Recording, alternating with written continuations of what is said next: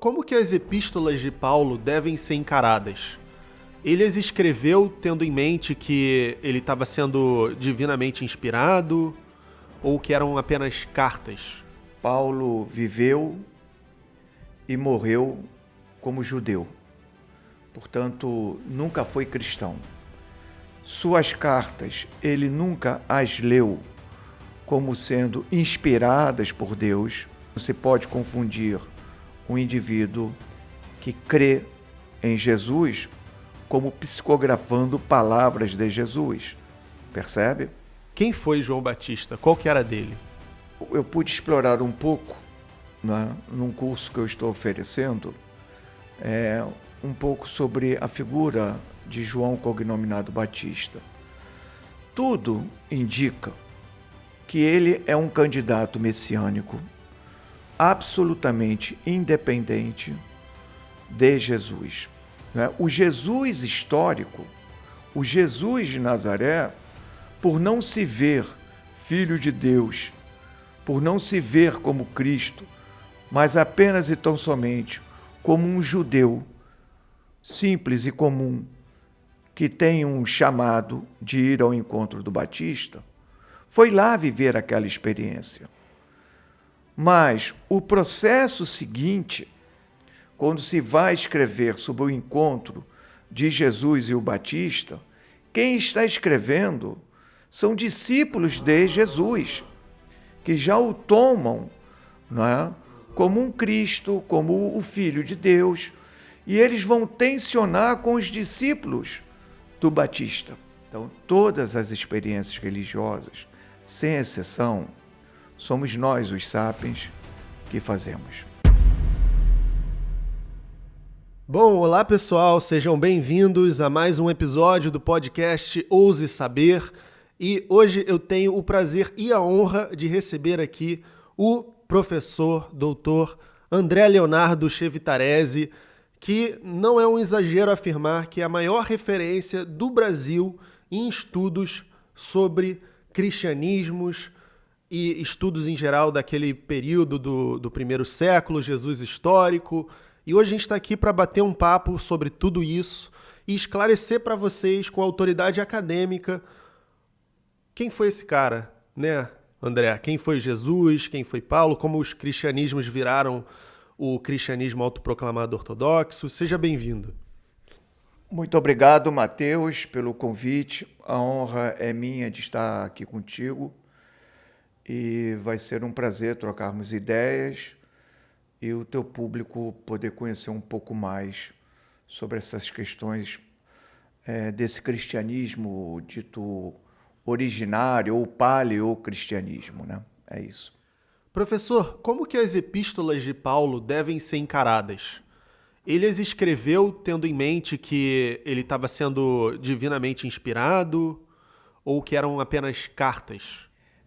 Não há como assumir que Paulo tinha uma consciência de que estava construindo alguma coisa absolutamente nova, nem mesmo que ele era um convertido do cristianismo. Paulo viveu e morreu como judeu. Portanto, nunca foi cristão. E não havia mesmo necessidade de ele sair do judaísmo, porque experiências religiosas, sejam elas quais forem, elas são multifacetadas. Porque nenhuma experiência religiosa, Mateus, vem do céu para a terra. Uhum. Somos nós, sapiens, Sim. que fazemos essas experiências religiosas acontecerem. Somos nós que as criamos. Então, somos nós que, de alguma forma, ao produzirmos o que seria judaísmo, né, a tornamos plural. Então, dois ou mais judeus falando sobre o judaísmo, eles vão convergir em 99% dos pontos. Mas aquele 1% vai produzir as pluralidades do movimento religioso judaico. Isso se aplica para o cristianismo, que são cristianismos, para os budismos, islamismos, kardecismos e assim sucessivamente. Então, todas as experiências religiosas, sem exceção, somos nós, os sapiens, que fazemos. Então, dentro dessa dimensão e dentro dessa perspectiva, Paulo, no momento que admite ou reconhece a figura de Jesus como central em sua vida, tal como ele diz em Gálatas, né, contando um pouco da experiência que ele viveu, que Deus revelou o Cristo nele, Paulo, desde esse momento, ele continua sendo judeu, porque ele vive a expectativa de uma parousia judaica, a vinda do Messias, né, para arrebanhar aqueles que haviam aderido, seguido o seu caminho. Então, de imediato, esse é um primeiro ponto. Paulo viveu uma vida como judeu. Suas cartas, ele nunca as leu como sendo inspiradas por Deus, mas como sendo cartas produzidas por alguém repleto da divindade, ele, Paulo, mas não se pode confundir um indivíduo que crê em Jesus como psicografando palavras de Jesus, percebe? Então, essa é uma diferença que às vezes a gente não percebe. E, em terceiro lugar, ele está tensionando nas suas cartas com outros campos judaicos que falam para suas próprias comunidades, as comunidades paulinas, coisas diferentes do que ele disse. Então, essas cartas têm um tom pedagógico, têm um tom de admoestação, elas trazem muito das questões próprias dos anos 50 do século I, em contextos basicamente da Grécia romana, um pouco do contexto da Grande Síria e, obviamente, a carta que ele escreve aos romanos, judeus em Roma, a capital do Império. Então, são basicamente 7 cartas que Paulo produziu. Nenhuma delas tinha o caráter de uma escritura sagrada e Paulo é repleto da divindade, mas ele não fala em nome dela, né? É um cara que tem fé e fala coisas que ele próprio acredita. É isso. Quando que foi determinado assim que Paulo era divinamente inspirado junto com os evangelhos? Esse é um processo que vai sendo construído ao longo dos séculos II, III, até chegar no final do século IV, quando você começa, de fato, a se chegar a alguns consensos sobre o que viria a ser os textos sagrados cristãos, né? Então, o corpus neotestamentário. E isso só começa a ganhar forma, sentido e adesão no final do século IV, século V em diante.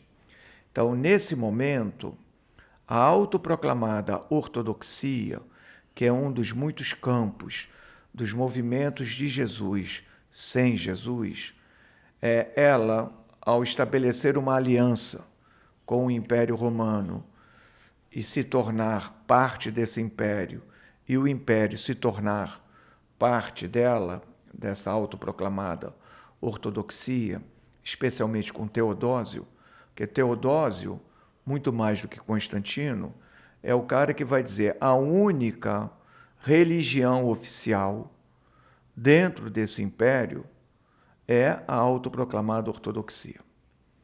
Todas as outras estão fora, inclusive as próprias experiências politeístas, que haviam consolidado, do ponto de vista religioso, a República e o próprio Império Romanos.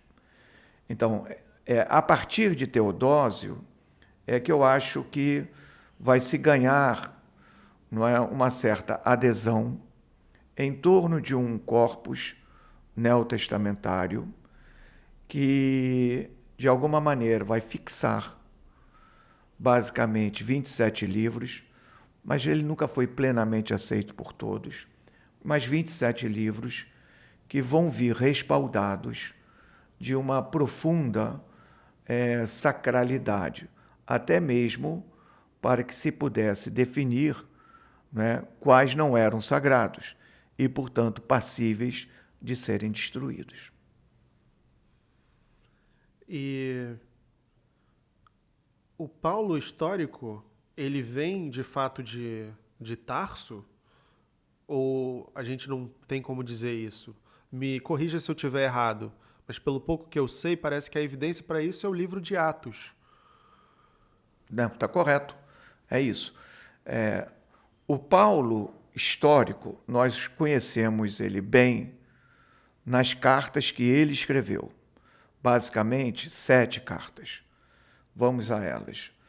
1 Tessalonicenses, 1 e 2 Coríntios, Romanos, Filipenses, Filemon e está faltando Gálatas. Pronto, são essas 7 cartas. Essas 7 cartas, quando nós lemos, o que fica evidente ali para nós? Que Paulo nunca disse que era alguém de Tarso. 2, nunca se viu, nem afirmou ser cidadão romano. E 3, um cara profundamente religioso e dialogava, né, num campo próximo do farisaísmo. Isso é, Paulo trazia algumas características de ser fariseu. Muito provavelmente, Paulo pode estar mesmo ligado a Antioquia, né? Uma das grandes cidades sírias, ou da província romana da Síria. Talvez seja melhor situá-lo ali. Né? Por quê? Porque é uma cidade absolutamente cosmopolita, extremamente helenizada, e isso traz muito o perfil de um cara como Paulo. Né? Ele conhecia profundamente as escrituras judaicas e ele as cita muito bem, então mostra que ele tinha leitura sobre elas. E, em segundo lugar, ele também flerta com determinados autores que transcendem, não é, a própria dimensão judaica. Então, é alguém que está, de alguma forma, antenado, não é, com uma literatura fortemente helenizada. Então, é melhor colocá-lo lá do que admitir a ideia ou a possibilidade de ele ser de Tarso, como o autor de Lucas Atos colocou. Isso é, se a gente datar Atos por volta do ano 110, iniciozinho da década de 20 do século II, e Paulo sendo alguém vivendo nos anos 50, são 60, 70 anos de diferença entre o Paulo histórico e o que o autor de Atos tem a dizer sobre ele. Quer um detalhe legal? Claro. Se você ler com atenção o livro de Atos, você precisa fazer a seguinte pergunta: em que momento o autor de Atos lança mão de alguma carta paulina no seu texto? Eu posso responder para você: nunca. Incrivelmente, o autor de Atos, ele trabalha com fontes sobre Paulo, mas ele não dá provas de, em algum momento de sua vida, ter lido qualquer carta paulina. Caraca. Ele nunca disse que Paulo era um autor de epístolas. Nunca.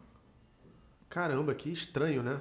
É curioso, porque tudo que nós hoje sabemos de Paulo é de alguém que produziu textos, cartas, para as suas respectivas comunidades ou outras comunidades que não foram fundadas por ele, mas que ele queria manter um certo diálogo. E é ali que ele vai dizer muito sobre ele e das suas ideias. Curiosamente, era de se esperar que um autor, né, do início do século II pudesse dizer, né, muito dessas cartas, mas é como se elas não existissem para o autor. Então, esse é um dado bem legal. Agora, tendo estabelecido um pouco sobre Paulo, vamos falar sobre um outro personagem que eu considero ser um personagem fascinante, um personagem bem enigmático desse contexto, que é João Batista. Quem foi João Batista? Qual que era dele? Então, ontem eu pude explorar um pouco, né, num curso que eu estou oferecendo, um pouco sobre a figura de João cognominado Batista. Tudo indica que ele é um candidato messiânico absolutamente independente de Jesus. Aliás,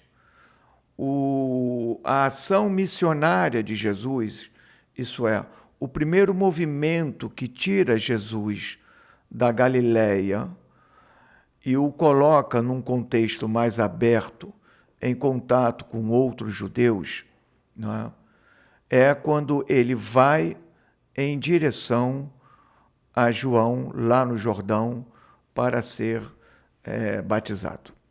Então é ali que a gente começa a ter notícias sobre esse Jesus, o Jesus de Nazaré. E interessante que não foi João que foi ao encontro de Jesus. A recíproca é exatamente oposta, né? É Jesus quem vai em direção a João. E qual é o ensino de João? Primeiro, a metanoia, né? A mudança de comportamento, de atitude, de percepção da vida em relação ao outro. Então, a metanoia é o que nós poderíamos chamar, não é, de conversão, um processo de 180 graus. É algo mais ou menos parecido com o que nos é apresentado no livro de Mateus, a figura dos magos. Os magos foram a Herodes para saber onde estava o rei dos judeus que havia nascido.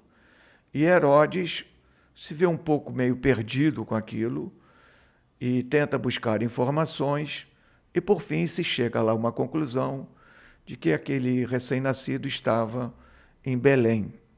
Então os magos dizem a Herodes: nós iremos lá visitá-lo.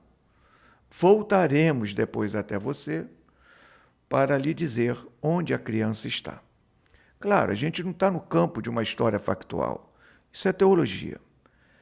E os magos vão até a criança, entregam os seus presentes e, aconselhados em sonho, eles vão embora por um outro caminho. Veja, os magos são mentirosos porque se comprometeram com Herodes o Grande de voltar para dizer aonde a criança estava, mas eles vão embora por outro caminho. Como é que é isso?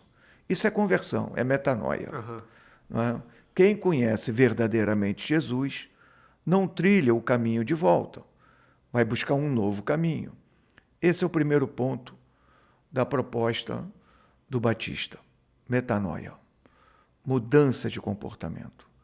E o segundo ponto, o batismo é de libertação dos erros, dos pecados.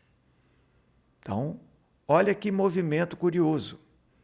Então, Jesus ouve um chamado, sente que aquele chamado, né, também é para ele, e ele vai ao encontro do Batista. E esse encontro, ele é absolutamente interessante, por quê? Porque Jesus aceita mudar de vida e se libertar dos pecados. Veja que, no fundo, isso está tensionando com a imagem que nós temos de Jesus, Filho de Deus, um cara que veio do alto, um cara que não tem pecado, que tem uma vida absolutamente baseada numa ética, numa moral, num caminho absolutamente da justiça. Então, o que é isso que está acontecendo? Certamente, né, o Jesus histórico, o Jesus de Nazaré, por não se ver filho de Deus, por não se ver como Cristo, mas apenas e tão somente como um judeu simples e comum, que tem um chamado de ir ao encontro do Batista, foi lá viver aquela experiência. Mas o processo seguinte, quando se vai escrever sobre o encontro de Jesus e o Batista, quem está escrevendo são discípulos de Jesus, que já o tomam, não é? Como um Cristo, como o Filho de Deus, e eles vão tensionar com os discípulos do Batista. Pega o caso, por exemplo, a primeira grande referência é Marcos. Marcos está, pelo menos, 40 anos distante desse batismo de Jesus. Outros autores, Mateus e Lucas, estão pelo menos 50, 60, 70, 80 anos distantes do ato, do acontecimento histórico, o batismo de Jesus. Por que esses caras ainda estão falando do Batista? A ênfase deveria ser na Boa Nova a figura de Jesus, mas é porque do lado de fora das suas respectivas comunidades estão os seguidores do Batista. Vai dizer, vocês estão enganados. O Messias já veio e era o Batista, que anunciava um esquiróteros, alguém mais forte do que ele. Mas esse nunca foi Jesus. E a resposta é, sim, Jesus foi lá ser batizado, mas no ato do batismo, o céu vai se rasgar, essa é a leitura marcana, ou o céu vai se abrir, a leitura mateana e lucana, né? E vai vir um espírito pousar sobre ele e uma voz vai confirmá-lo. Este é meu filho bem-amado, a quem me comprazo. Então, repara que para suavizar um início não muito bom, Jesus aceitando um batismo de mudança de comportamento e libertação de pecados, ele, de alguma maneira, 50 anos, 40, 50, 60 anos depois, está sendo relido essa experiência como brigas entre discípulos de diferentes candidatos messiânicos. O Batista de um lado e os seguidores de Jesus do outro. Quer dizer, uma memória incômoda que permanece, chamada João o Batista. Que interessante, porque poderia ter sido diferente no sentido de Batista ter sido o que 2000 anos depois nós temos como referência de o Messias, né? Se alguns acontecimentos fossem diversos, né? Poderíamos estar num cenário assim. Isso. Só que, no caso, como é que Marcos apresenta? É o primeiro que vai apresentar. Ele vai citar Isaías, mas começa por Êxodo, depois passa por Malaquias, até chegar em Isaías. Ele abre com uma citação, né? Que é um pupurri que ele vai pensar, fazendo o Batista ser um precursor de Jesus. Então ele abre assim. Por quê? Porque ele está no futuro. Ele não é testemunha ocular do batismo. Ele é o cara que está no futuro. E no futuro, ele é seguidor de Jesus. E ele tem uma dimensão de que Jesus é filho de Deus. Em compensação, os seguidores do Batista continuaram firmes, anunciando que era João o candidato messiânico, e não Jesus. Jesus era só um discípulo de João.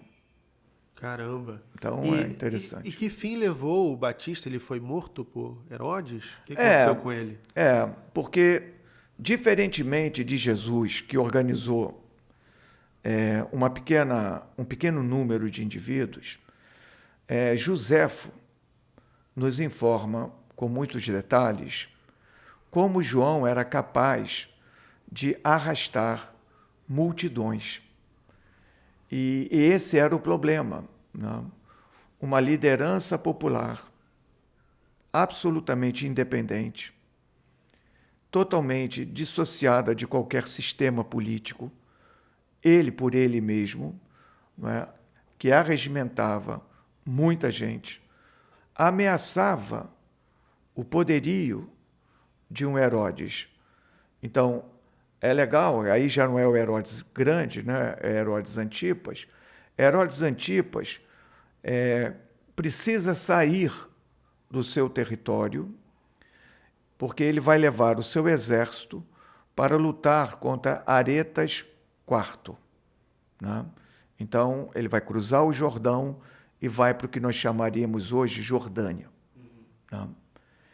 E ele precisa sair com a garantia de que lideranças populares como o Batista não vão aproveitar o vazio de poder para poder tomar o poder. Então ele se antecipa e ele manda matar João, cognominado Batista. Então, antes de sair com seu exército, ele elimina possíveis concorrentes ao trono. Esse é o ponto. Então, tudo leva a crer que Joséfo está nos contando, né, uma história palpável. Isso é, não é Jesus, é João, o Batista, quem arrasta multidões e quem pode produzir problemas para Herodes Antipas. Agora, tendo falado um pouco sobre Paulo, um pouco sobre João Batista, estabelecido um pouco sobre o que sabemos sobre esses dois personagens, vamos ao homem, ele próprio.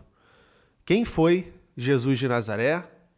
Quais são as evidências de que dispomos para provar que ele existiu? E, tendo ele existido, ele afirmou ser Deus ou não afirmou? Então, aí nós precisamos trabalhar com determinados modelos que a sociologia tem nos proporcionado. A sociologia, ela já estudou muito bem e produziu excelentes modelos teóricos sobre sociedades camponesas. Né? E dentro desses modelos que a sociologia nos legou, sociedades camponesas, elas apresentam características mais ou menos comuns, independentemente de estarmos falando de camponeses da Mesopotâmia, do Antigo Egito, do Antigo Israel, da Grécia, de Roma, ou sociedades camponesas muito próprias de um Brasil de século XIX e boa parte do século XX. Não é que os camponeses no Brasil sumiram, mas reduziram significativamente de tamanho. Não é? Então, nos modelos sociológicos, sociedades camponesas apresentam alguns pontos, então, em comum. O primeiro deles é a ausência da escrita. Né? Então, camponeses tendem a ser, nos mais diferentes tempos e espaços, analfabetos. Segundo ponto, camponeses tendem a ser resistentes às cidades, às pessoas que vivem nas cidades, porque são das cidades que saem os cobradores de impostos, os proprietários de terra que vão cobrar os aluguéis das respectivas propriedades fundiárias onde os camponeses estão, e é da cidade que vem a polícia para reprimir não é? As suas festas, as suas tradições religiosas. Então, de alguma maneira, nesse segundo ponto, a cidade aparece como sendo o lugar da ameaça. É onde estão as novidades, não é?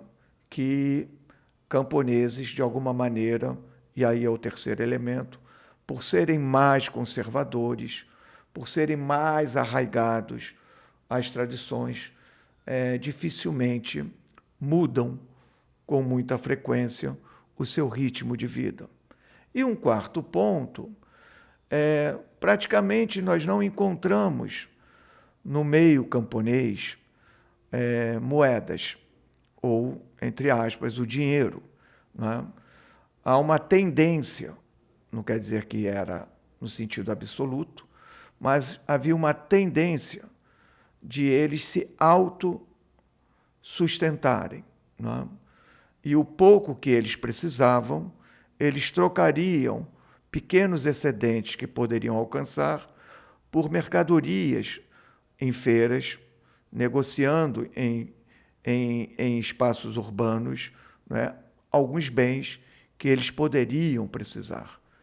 Então, de alguma forma, quando a gente olha a figura, primeiro quando a gente toma pé de Nazaré, que é uma aldeia judaica, fundada no período dos Macabeus, ela é comumente datada da segunda metade do século II, antes da Era Comum.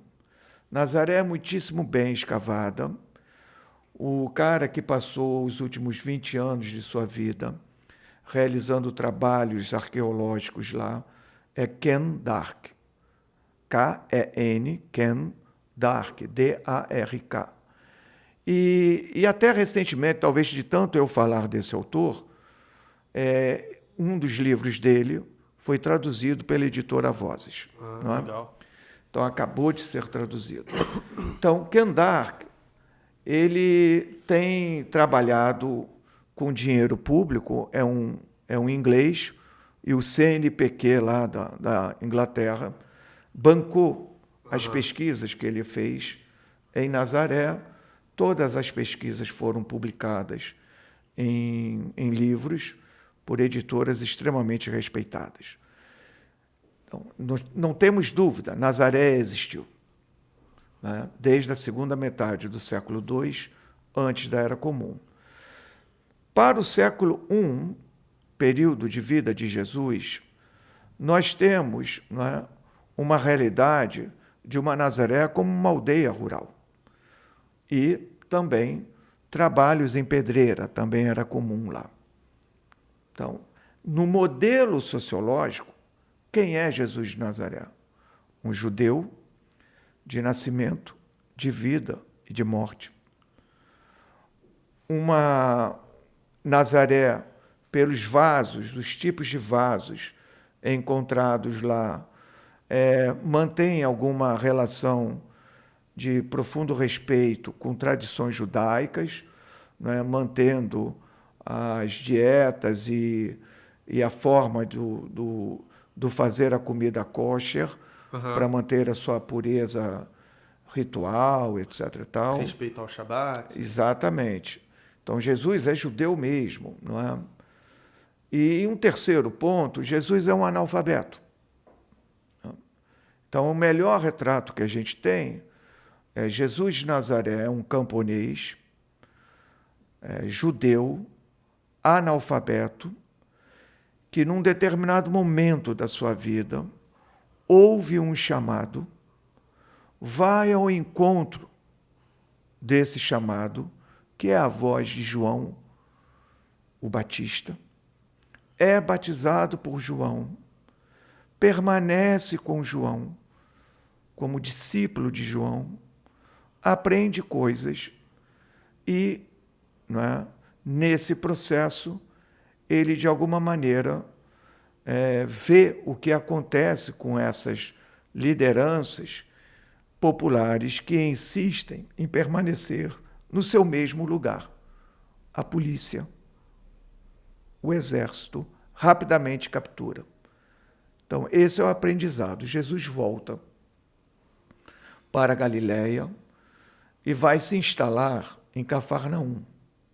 E em Cafarnaum, ele começa a estruturar, a partir de discípulos também do Batista, como ele foi, um pequeno movimento.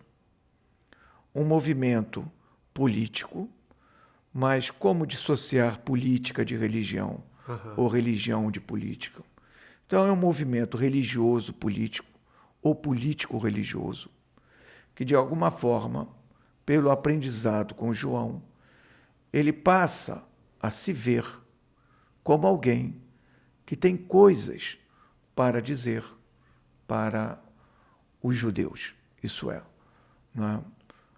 A possibilidade de se construir um reino de Deus em oposição ao reino de César. Então, atentem aí, porque eu já estou meio calejado também. Muitas vezes, quando me escutam dizer que Jesus é analfabeto, associam, não é, esse iletramento com burrice. São duas coisas totalmente distintas, não é?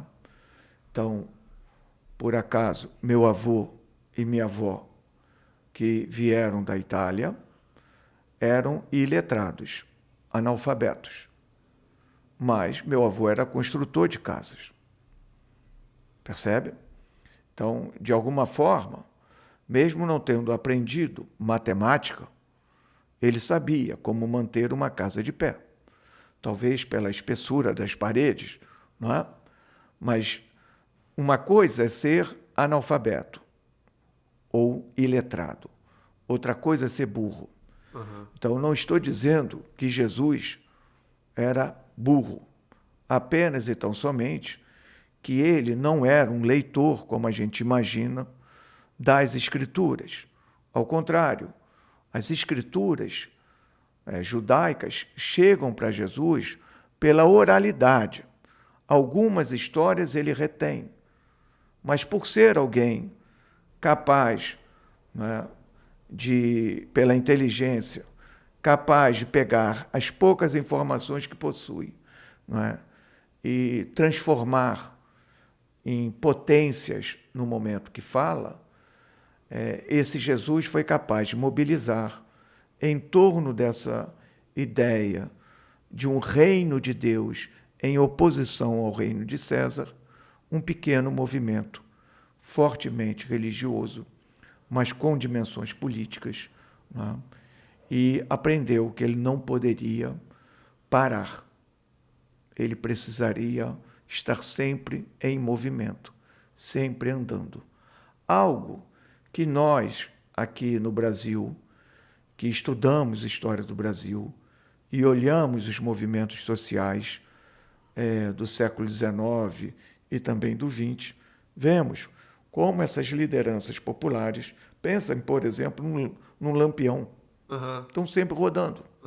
Quando parou, não é, a volante, a polícia que o perseguia, o prendeu. Né? Então, é sempre buscar compreender. Né? Quem estudou bem isso foi Hobsbawm, num livro hoje clássico, chamado Bandidos, os bandidos sociais, né? De Robin Hood para cá, indivíduos que estão sempre se colocando em oposição ao status quo, a uma política que eles entendem ser contrárias, nocivas ao que Deus assim pensava. Então Jesus se insere aí. E ao que Deus assim pensava, você acha que esse Jesus afirmava que ele era Deus? Não, não. E também não se via como Messias, mas entendia, não é, que o mundo, tal como estava posto, à luz da sua capacidade de dialogar com os dados que ele possuía sobre as escrituras judaicas, em termos de ouvir, né? E da sua experiência política e social, a dificuldade do dia a dia dos camponeses, de sobreviver. Em média, de cada 4 peixes pescados, em média, de cada 4 cachos de uva colhidos, 3 iam embora na forma de impostos. 1 ficava com o camponês. Então, o pescador que saía com barco lá no lago de Tiberíades e voltava com 4 peixes, 1 era para o proprietário do barco e da rede. Outro eram os impostos para Roma. Outro, o imposto para o templo. Ele ficava com um peixe. Então, o nível de exploração levado a cabo no período romano, né, foi muito, muito, muito violento. Há bons estudos mostrando, né, o impacto dessa tripla tributação em cima dos camponeses. Esses caras viviam sempre no limiar da fome. Então, diante dessas situações, esse Jesus se coloca. Então, as parábolas que ele vai realizar têm uma forte pegada nessa dimensão social da vida, essa pegada econômica da vida, né? Os vinhateiros matam, vão assassinar até mesmo o filho do dono da vinha, porque eles sabem que eles estão com os aluguéis e que precisam, atrasados e que precisam pagar, e eles não estão pagando, e eles sabem as consequências disso.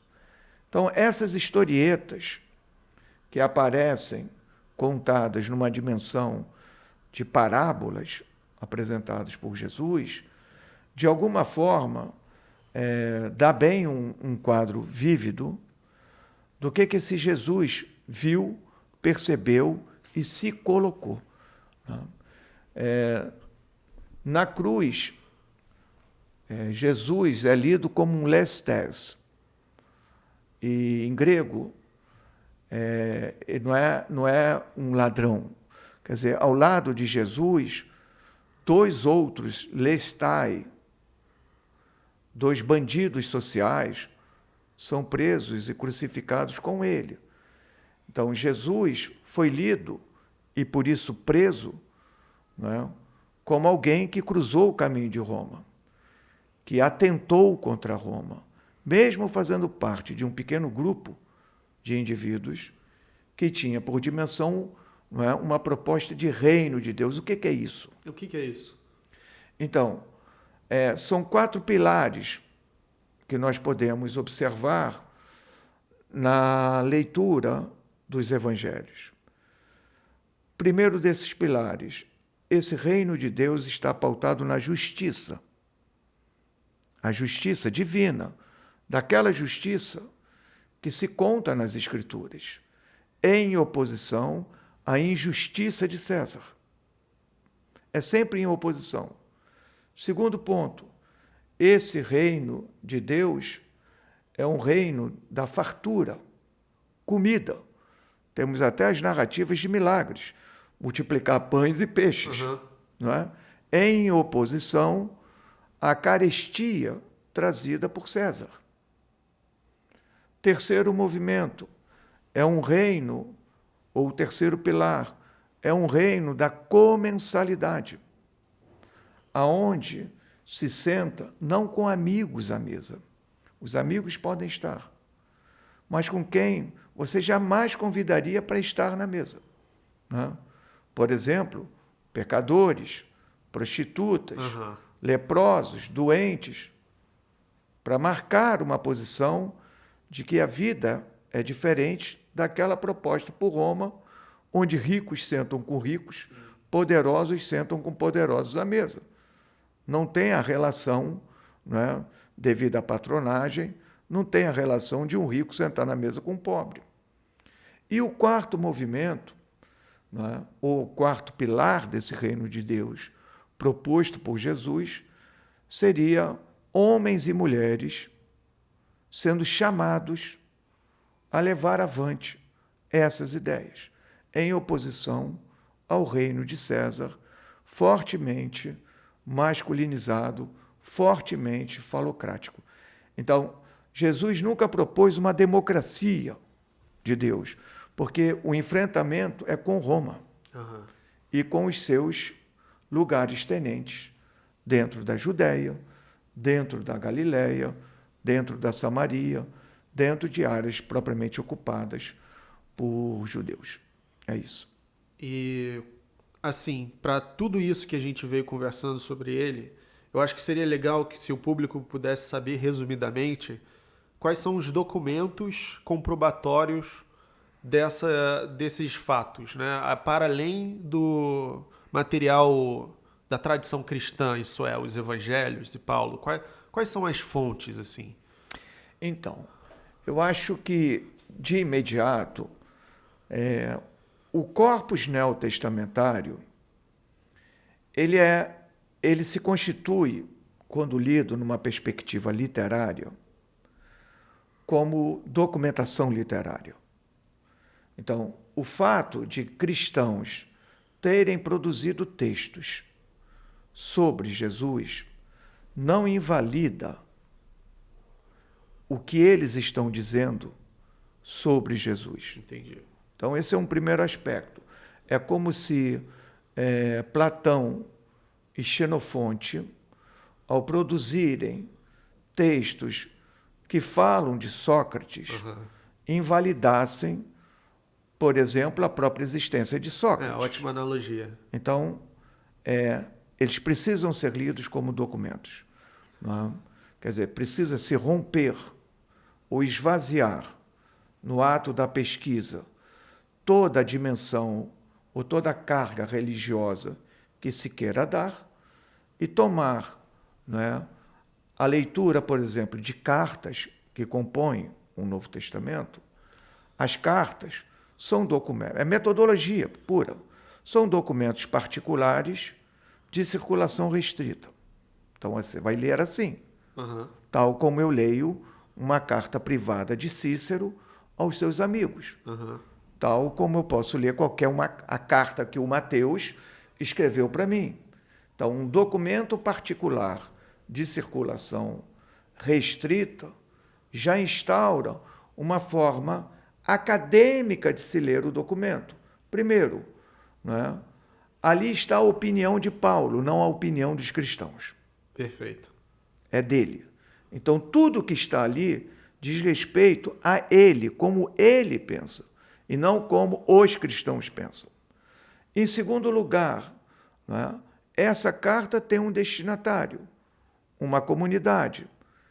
Né, e essa comunidade, sob muitos aspectos, está mais ou menos circunscrita a 10, 15 indivíduos, porque eles vão se reunir num espaço que é uma oficina, pode ser uma pequena casa, pode ser uma praça pública num determinado dia e hora da semana.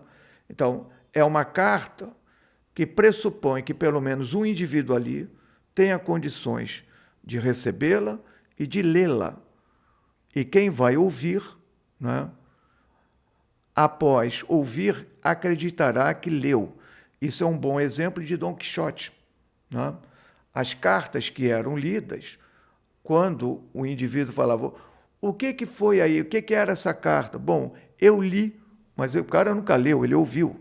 Então, ouvir e ler quase que são sinônimos. Um evangelho deve ser lido como um gênero biográfico, com características biográficas. E para estudos de biografias, sejam as antigas, as medievais, as contemporâneas, tem muita gente boa produzindo no tempo presente como abordar gêneros biográficos. Gênero apocalíptico também tem muitos estudos sobre isso. Então, existem formas extremamente acadêmicas de se ler esse tipo de material. Seguindo, nós temos a arqueologia. Então, a arqueologia nos fornece excelentes pistas, por exemplo, de como era a Nazaré de Jesus, como era Cafarnaum do tempo de Jesus. Cafarnaum foram escavadas conjuntos de casas do século I. Então, você tem exatamente interessantes, excelentes insights do que era viver em Cafarnaum no século I. O que é dito sobre Jesus em Cafarnaum, nesses materiais neotestamentários, condiz com o que a arqueologia mostra ser? Condiz. Então, tem similaridades? Tem similaridades. Então, dá para se aproveitar algum material aí? Dá sim. Então, o segundo documento, ou a segunda documentação, é a arqueologia. O terceiro corpus documental vem do que autores não cristãos falaram sobre o cristianismo. Então, começaria por Joséfo. Mas as duas passagens clássicas de Joséfo seriam interpoladas. Não. Uma delas tem interpolação. Uma. Né? Então, essa uma, você vê claramente, né, onde se pode perceber a ação de algum cristão intervindo e agregando adjetivações a Jesus que não seriam próprias de um judeu que nunca conheceu Jesus e que nunca se cristianizou, como o Joséfo. Mas a segunda, que ele fala sobre Tiago, né, e o irmão, sendo irmão de Jesus, essa é clássica, está lá. Né? Você tem Plínio, jovem, talvez produzindo, enquanto um governador da Bitínia, no início do século II, ele está falando sobre um grupo de religiosos, que ele já chama de cristãos, e que ele pede, ele está prendendo, está torturando. Né? Ele explica, tem cristão aqui que diz que há pelo menos 25 anos era cristão, mas depois saiu, não quer mais saber disso. Se esse cara está produzindo uma carta em torno do ano 110, é só fazer uma conta. 110 menos 25, isso nos coloca basicamente, né, no ano ali 85, 80, 85. Então já tem seguidores de Jesus lá no norte do que hoje chamaríamos a Turquia, né, na Bitínia, no Ponto. Ele, esse governador, Plínio o Jovem, escreve para Trajano, o imperador, e Trajano vai responder o que deve ser feito. Então, um terceiro conjunto de documentos são autores que nunca se cristianizaram e que estão produzindo dados, informações sobre o tal movimento de Jesus. Em suma, é possível, a gente pode avançar, né? Temos inscrições, como a encontrada em 1962, falando de Pilatos. Então, Pilatos não é uma ficção. Né? Então, em Cesareia, aparece em escavações arqueológicas, né, uma inscrição com o nome Pilatos. Aparece, até eu mesmo dei a entrevista para o Fantástico, falando do anel de Pilatos, né, que é um selo que foi encontrado. Certamente não era o anel que Pilatos usaria, porque não é um material nobre, não é ouro, não, mas era bronze. Então, era algum secretário que usava para selar as cartas de Pilatos. Então, Pilatos aparece nessas inscrições. Você tem, um pouco mais à frente, ainda no contexto do século II, final do século II, em catacumbas, o início da presença de iconografia cristã. Então, você é capaz de formar um pequeno núcleo de documentação que te ajuda a construir a ideia de que, desde muito cedo, já se tem a percepção de uma memória que nunca é exata, não é? Ela é sempre construída, mas uma memória de que houve um ponto de partida, e esse ponto de partida te remete à Galileia, o ponto de partida é uma figura chamada Jesus, que quem escreveu sobre ele, quem produziu documentos sobre ele, nunca o conheceram. Bom, foi uma verdadeira aula. Obrigado ao professor Chevitarese, obrigado a você que assistiu, compartilhe esse episódio, vamos divulgar a informação acadêmica, científica e acabar com essa desinformação constante que temos na internet sobre assuntos como esse.